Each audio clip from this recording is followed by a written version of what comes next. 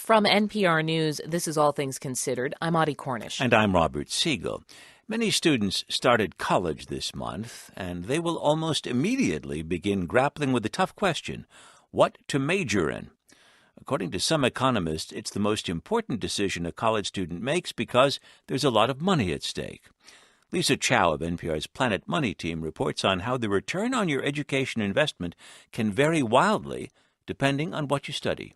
How important is your major? It's even more important than the school you go to. Anthony Carnevale is an economist at Georgetown University. If you go to Harvard and pay all that money and become a school teacher, you won't be earning more than other school teachers. Carnevale did a study and found huge variations in the earnings of different undergraduate majors. Pick the right major, and just a year out of college, you could be earning six figures, like Aaron Ford. I make $110,000 right now. Ford is 24 and graduated from the University of Texas 2 years ago with a bachelor's degree in petroleum engineering, the highest undergraduate major that Carnevale found. The median earnings for people with that degree, $120,000. What? Wait, repeat that? You said 120,000? Yes. That is insane.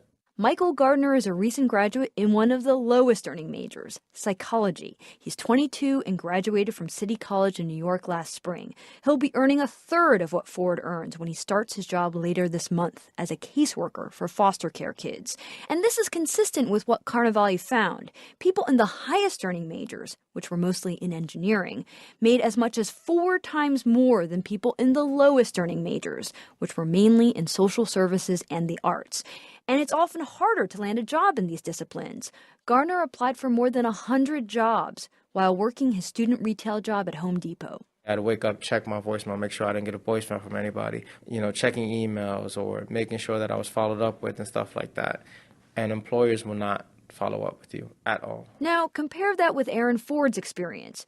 She was recruited on campus for an internship, and not one of those unpaid deals either. You get paid better than any part-time job a student's going to have in the summer. And at the end of her summer, Ford was offered a full-time job before she even started her senior year. It was really a really easy process. Now, partly what's going on here is supply and demand. There's a lot more psychology majors than petroleum engineering majors. Despite its low earnings potential, psychology is one of the most popular majors out there. And for a lot of people who major in it, including Michael Gardner, it's not about the money. So when you were a freshman, if I had given you a list, and right next to every major, there was a number, and that number showed you the typical salary. Would that have influenced your decision? It still wouldn't have, and I'd tell you why. Honestly, I don't mind the money. It's more of a fulfilling thing for me. Gardner says he likes helping people. Getting paid $36,000 a year to do it felt like a score. I was like, ding, hello. Because when I was working at Home Depot, even working 32 hours, I was still making under $20,000. And yet, altruism can't be the only explanation for why so many people flock to a major with such low earnings potential. Another reason? It's easier. Not everybody is cut out to be a petroleum engineer, even if they want to make money.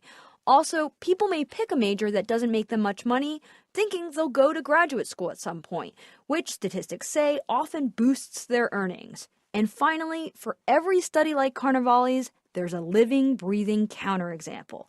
Billionaire investor Carl Icahn majored in philosophy.